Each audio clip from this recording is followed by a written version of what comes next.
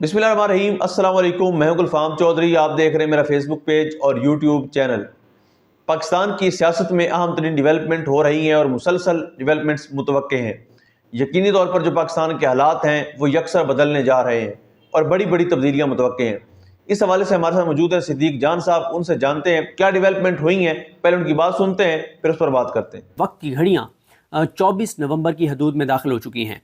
जो मुज़ाकरात थे उनका बाब बंद हो चुका है, शहर इक़्तिदार के रास्ते बंद हो चुके हैं और काफ़िलों की रवानगी का टाइम मुल्क भर से वो करीब आन पहुँचा है। लेकिन काफ़िले पहुँचना शुरू हो गए हैं मुख्तलिफ एरिया से जिनको KPK पहुँचना था। ख़ास तौर पर जो दो काफ़िले हैं बलूचिस्तान से, उन्होंने हैरान कर दिया है सबको और परेशान भी कर दिया है। हैरान इस तरह से कर दिया है कि कोई ये एक्सपेक्ट नहीं कर रहा था कि सालार खान काकड़ और दूसरा जो काफ़िला जो दाऊद, उनका मुकम्मल नाम मेरे जहन में नहीं आ रहा, बलूचिस्तान से, ये दोनों अलग अलग काफ़िले लेकर निकले और जितनी इनको मज़ामत का सामना करना पड़ा रास्ते में, कोई ये तसव्वुर भी नहीं कर सकता था कि ये दो काफ़िले बलूचिस्तान के ये इस तरह से इस सारी मुज़ामत, इस सारी जो सामने से रेजिस्टेंस है उसको कुचलते हुए, इस सारी मुज़ामत को जो सामने से थी उसको कुचलते हुए ये DI खान पहुंच जाएंगे। ये सब के लिए हैरान कुन है, सब के लिए परेशान कुन है। मैं कोशिश कर रहा हूं कि अभी अज़हर मिशवानी साहब ने एक ट्वीट किया था, जो दाऊद साहब हैं जो वहाँ के प्रेसिडेंट हैं, अभी मैं देख के उनका नाम भी बता दूंगा। बाकी ज़रा बात कर लेते हैं इस वक्त सूरत हाल है क्या। देखें, एक तो मैंने बात की जो रिजवान गलदई साहब हैं, राय साकिब खरल साहब हैं, वसीम मलिक साहब हैं, जो आपको इस वक्त ग्राउंड से रिपोर्ट कर रहे हैं। फैसलाबाद खर साहब हैं जो इस वक्त शहर इक़्तिदार में ग्राउंड पर मौजूद हैं, डी चौक और मुख्तलिफ एरियाज़ में। एक तो ये हुआ है कि जो रास्ते जुज़वी तौर पर खुले हुए थे वो तमाम रास्ते भी बंद कर दिए गए हैं और इस वक्त इस्लामाबाद मुकम्मल तौर पर बंद हो चुका है। लाहौर इससे पहले बंद हुआ पड़ा है और मोटरवेज़ पहले बंद हैं, हाईवेज़ पहले बंद हैं, रिंग रोड लाहौर का पहले बंद है, सर्विस रोड्स पहले बंद हैं और इस तरह से मुकम्मल तौर पर जो रास्ते हैं वो बंद कर दिए गए हैं। और ये ज़रूर है कि आपको बताते चलें कि जो इंटेलिजेंस रिपोर्ट्स आई हैं कि जितनी बड़ी तादाद में लोग KPK से निकल रहे हैं और जितनी बड़ी तादाद में लोग एक्सपेक्टेड हैं दीगर शहरों से निकलने के, तो आज क्योंकि ये तो कंफर्म हो गया था कि अभी तक कोई काफ़िला इस्लामाबाद के लिए नहीं निकला और जो लोग इस वक्त रावलपिंडी इस्लामाबाद में पहुंचे भी हैं तो उन्होंने अभी डी चौक का रुख नहीं करना। तो इसीलिए पुलिस जिनको आज लगाना था उनको आज भी मुकम्मल तौर पर रेस्ट दिया गया है और उनको कहा गया कि आप मुकम्मल तौर पर रेस्ट करें और उनको ये बताया गया है कि आपको इसलिए रेस्ट टाइम दिया जा रहा है क्योंकि 3 दिन तक काफ़िले आते रहें, लोग आते रहें और 3 दिन तक ये जो पुलिस और मुजाहिदीन के दरमियान लड़ाई है ये 3 दिन तक जारी रह सकती है। इसलिए आज पुलिस को, FC को, इस्लामाबाद पुलिस को, पंजाब पुलिस को, इन सब को आज रेस्ट दिया गया है कि आप मज़ीद रेस्ट कर लें और आपने ताज़ा दम होकर आना है और उनको ये बता दिया गया है। देखिए, मैं आपको एक चीज़ बता दूं कि पुलिस जो है, जब हम पुलिस से बात करते हैं, पुलिस के एहलकारों से बात करते हैं, ज़ाहिर है हम भी सारा दिन फील्ड में होते हैं, कईयों से आपकी दुआसला बन जाती है, आप मिलते रहते हैं उनसे। तो पुलिस के जिस भी आप एहलकार से बात करें वो आपको यही बताएगा कि मैं मजबूरी में यहाँ पर आया हुआ हूँ, मेरे छोटे छोटे बच्चे हैं, मैं नौकरी छोड़ नहीं सकता, मैं ये नौकरी छोड़ दूंगा और मुझे नौकरी मिलेगी नहीं, तो मैं मजबूरन ये काम कर रहा हूँ। लेकिन वो साथ ये भी कहता है कि मैं अपने निहत्ते लोगों पर जबर और बर्बरियत और फसाइयत नहीं करूँगा, लेकिन यहाँ पर आना मेरी मजबूरी है, मैं ये नौकरी नहीं छोड़ सकता। अब एक तरफ वो पुलिस एहलकार हैं जो नौकरी समझकर मजबूरन वहाँ पर आए हुए होंगे और साथ वो अपने निहत्ते लोगों पर, उनमें से अक्सरियत जो है वो जबर भी नहीं करना चाहती, फस्तायत भी नहीं करना चाहती। और यहाँ पे मैं आपको एक मिसाल सुना दूँ, ये बात मुकम्मल करके एक मिसाल भी सुनाता हूँ। और दूसरी तरफ सामने से वो लोग होंगे जो पाकिस्तान के लिए, पाकिस्तान की मोहब्बत में और अपने आने वाली नस्लों के मुस्तकबिल के लिए इस हुकूमत के ख़िलाफ़, जो ये समझते हैं कि हुकूमत जब तक रहेगी तब तक पाकिस्तान के अंदर तबाही, बर्बादी रहेगी, पस्ती रहेगी, कमज़ोरी रहेगी, पाकिस्तान की बुनियादें हिलती रहेंगी, पाकिस्तान कमज़ोर होता चला जाएगा, ये चोर डाकू लुटेरे मजबूत होते चले जाएंगे।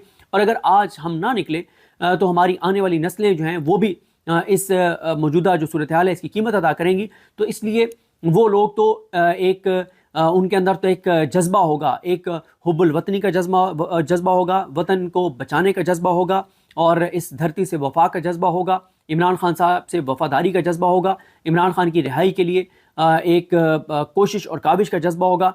कि एक तरफ वो फोर्स होगी जो कह रही है कि हम मजबूरी के तहत आए हैं। ये जो परसों चौथ ड्रामा किया गया ना, जिस तरह से वहाँ पे आए हैं, एक पूरा वहाँ पे एक मार्च किया गया और नारे तकबीर, नारा रिसालत और नारा हैदरी लगाकर और ये तासुर दिया गया कि पुलिस पुरज़म है और 3 या 4 पुलिस एहलकारों ने गुफ्तगू की।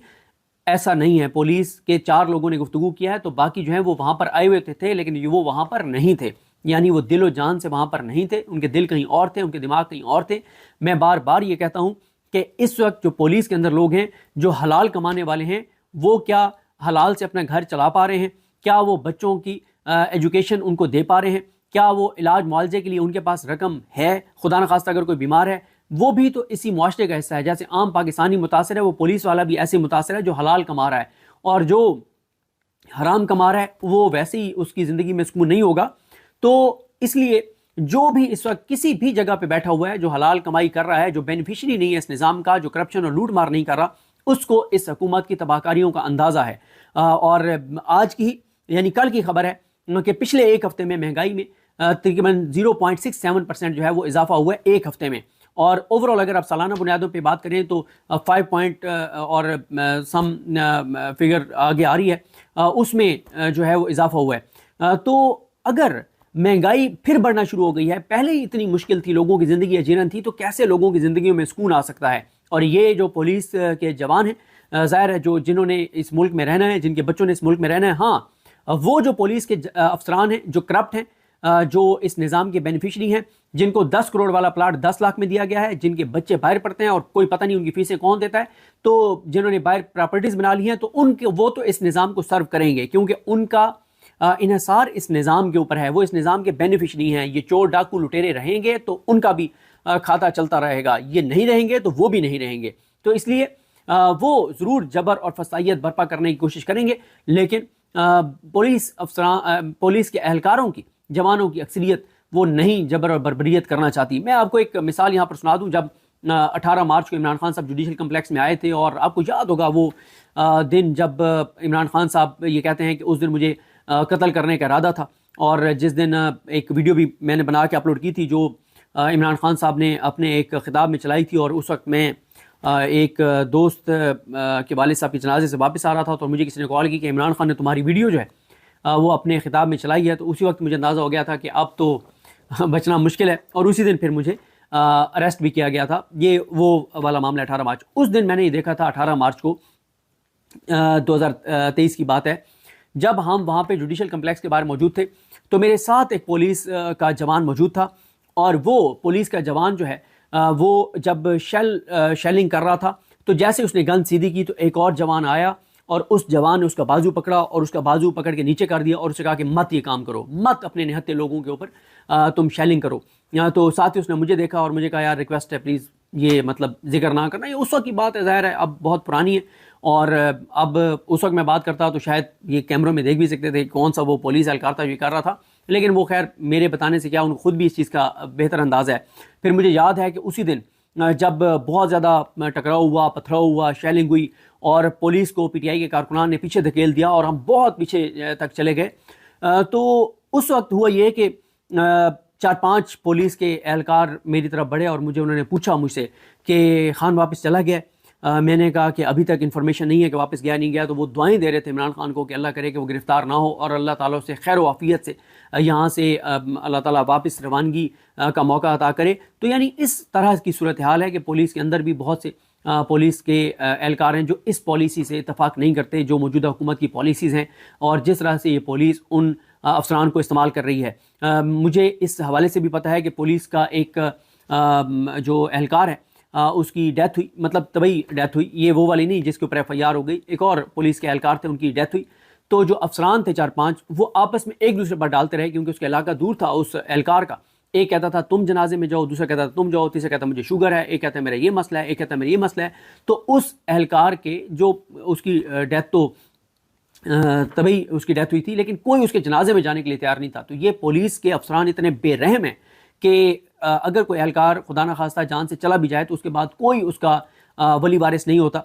और हाँ, फ़ौज के अंदर ये सिस्टम है कि वो अपने शोधा की आने वाली नस्लों का भी ख्याल रखते हैं, लेकिन पुलिस के अंदर ऐसा कोई सिस्टम नहीं है, ना ही हुकूमत बाद में उनको पूछती है। तो जिस हुकूमत ने बाद में खुदा न खास्ता अगर किसी को कुछ हो जाए तो उनके बच्चों को पूछना नहीं है, तो उस हुकूमत को बचाने के लिए कैसे कोई पुलिस एहलकार अपनी जान खतरे में डाल सकता है? जी बिल्कुल, जिस तरह से आपने सिद्दीक जान साहब को सुना कि आइंदा आने वाला जो हफ्ता है, ये चंद दिन है, ये पाकिस्तान की सियासत में कितने अहम हैं और इसमें जो पाकिस्तान की सियासत है उसमें कितनी बड़ी तब्दीलियाँ मुतवक्के हैं। अल्लाह पाक वतन अजीज़ का हामी व नासिर हो। पाकिस्तान जिंदाबाद।